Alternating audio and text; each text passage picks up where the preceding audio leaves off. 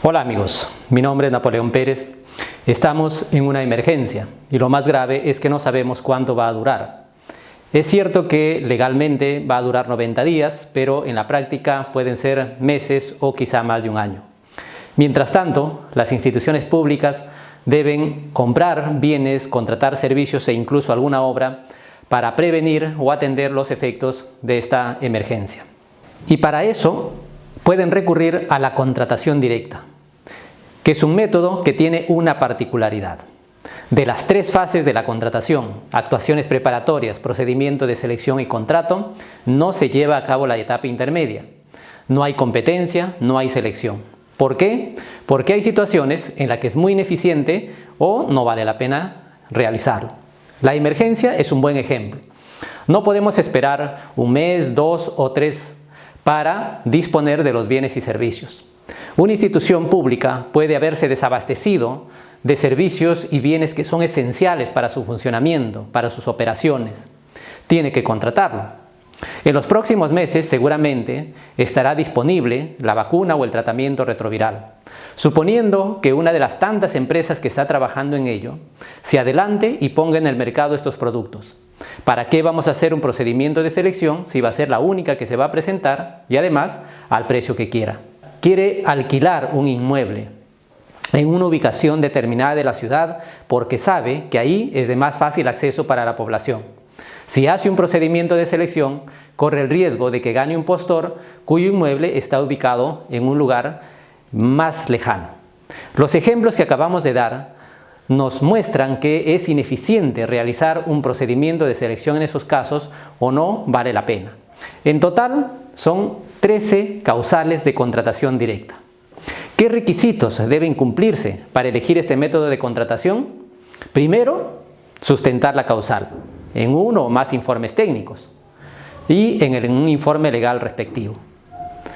En emergencia, ¿es necesario una ley, un decreto de urgencia, un decreto supremo que declare la emergencia?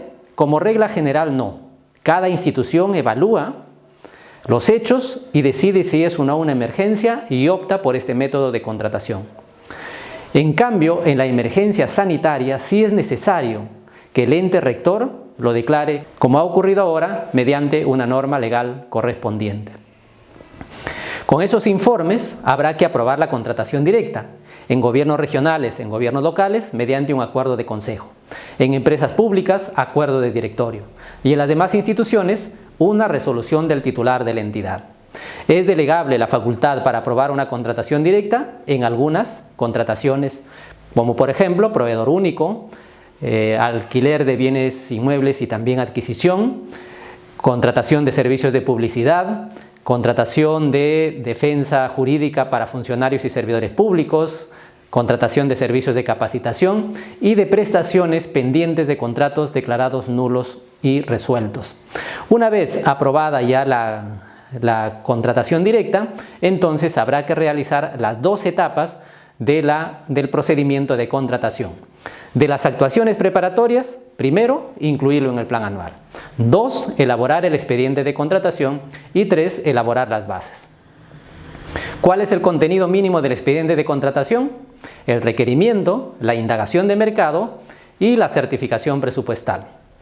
Del requerimiento, en esta ocasión, solo nos ocuparemos de la cantidad. ¿Qué cantidad debe pedir? La que sea indispensable, la que sea necesaria para prevenir o atender los efectos de la emergencia. Recuerde además que el requerimiento es uno de los documentos más importantes de la contratación, porque ahí se define la cantidad, ahí se define la calidad y todas las condiciones para que la contratación cumpla su finalidad. Puede guiarse usted para su contenido por la guía número 5 que está publicada en la página web del organismo supervisor de contrataciones.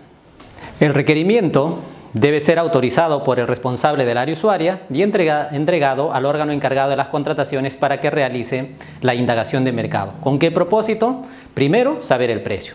2, muy importante, recalcamos, muy importante, el hecho de que no haya procedimiento de selección o competencia no significa que uno debe contratar al primer proveedor que encuentre en la esquina y al precio que él quiera. Se debe elegir al proveedor que realice la mejor oferta en términos de calidad y precio. En anteriores oportunidades, algunas autoridades han utilizado de manera indebida los fondos públicos, sin tener en cuenta que las emergencias causan mucho sufrimiento en cientos y miles de peruanos, que no pueden satisfacer necesidades tan básicas como la alimentación. De modo que utilizar los fondos destinados para mejorar sus condiciones de manera indebida no solo es inmoral, sino también un delito.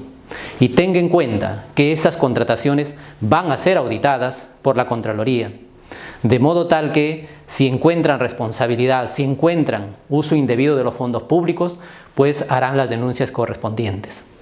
La indagación de mercado además debe estar muy bien sustentada.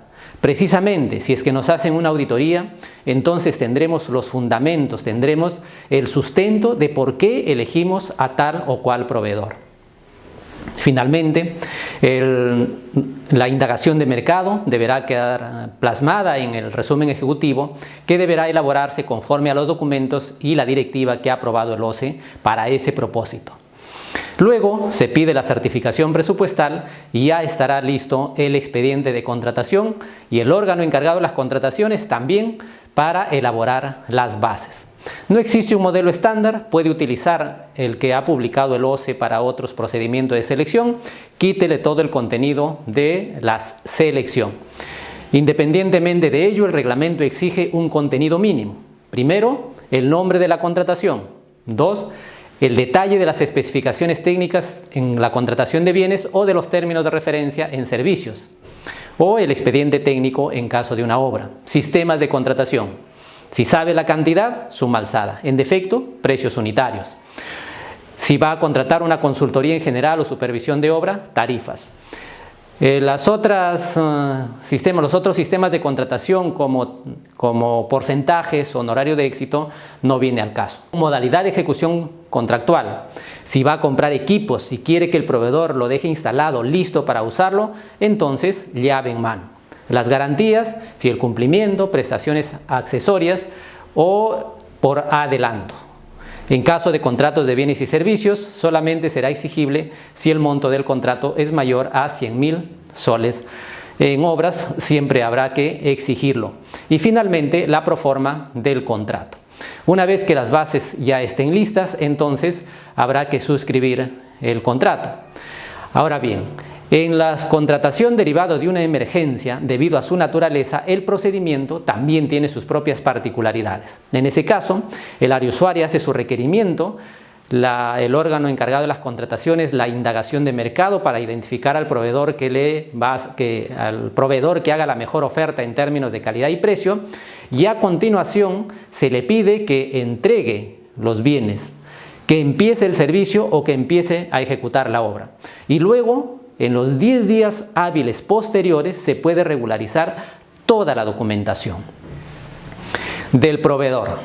¿Qué debemos verificar? Primero, que no esté impedido para contratar con el Estado. Después, que tenga su registro vigente en el Registro Nacional de Proveedores. ¿Cómo realiza su oferta? Por cualquier medio, puede ser por medios electrónicos o de manera presencial. ¿Qué documentos debe presentar para la firma del contrato? Los que estén establecidos en las bases. ¿Qué hacemos si el proveedor identificado en la indagación de mercado no presenta su oferta o no quiere firmar el contrato? Simplemente se invita a otros. Finalmente, los documentos que se han generado en este procedimiento de contratación, por razones de publicidad y de transparencia, se tienen que publicar en el SEACE.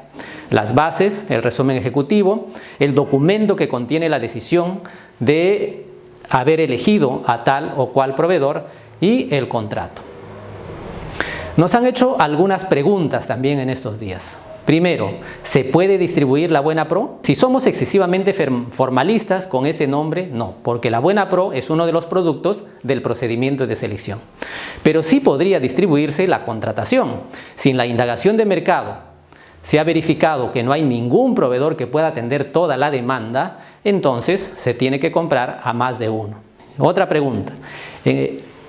Vamos a suponer que no obstante que estamos en la cuarentena, el área usuaria ha hecho un requerimiento el órgano encargado de las contrataciones de manera electrónica ha hecho su indagación de mercado, ya identificó al proveedor y quiere que le entregue los bienes. Pero el consejo todavía se va a reunir cuando se levante la cuarentena, entonces han preguntado, ¿se me va a pasar el plazo? No, porque están suspendidos todos los plazos. Por lo tanto, el primer día útil será cuando se levante la cuarentena y ahí tendremos los 10 días para regularizar. Y antes que se me olvide, ese plazo de 10 días se puede extender 10 días más para regularizar la garantía de fiel cumplimiento. Otra pregunta que han hecho. ¿Puedo aprovechar la emergencia para comprar bienes como alimentos, vehículos, insumos del programa de vaso de leche o incluso ejecutar obras? La respuesta está en la normativa de contratación pública. Los bienes, servicios y obras que contrate deben servir para prevenir o atender los efectos de la emergencia. Si usted se ha desabastecido de otro tipo de bienes, entonces puede utilizar la causal por desabastecimiento y en los demás casos los otros métodos de contratación. Una de las características esenciales de la emergencia es que los bienes y servicios e incluso la obra que se vaya a contratar deben servir para atender de manera inmediata los efectos producidos o para prevenirlos. Como verán, la contratación directa es un método de contratación muy efectivo. Nos permite disponer de bienes y servicios e incluso alguna obra de manera rápida. Pero hay que utilizarlo con responsabilidad. Porque si bien es grave la emergencia sanitaria, mucho más va a ser la crisis económica que se derive de ella. De modo tal que cualquier sol que se pueda ahorrar será bienvenido para el país y para nuestra población que, como sabemos, tiene muchas necesidades. Gracias por habernos escuchado y los esperamos en las siguientes presentaciones.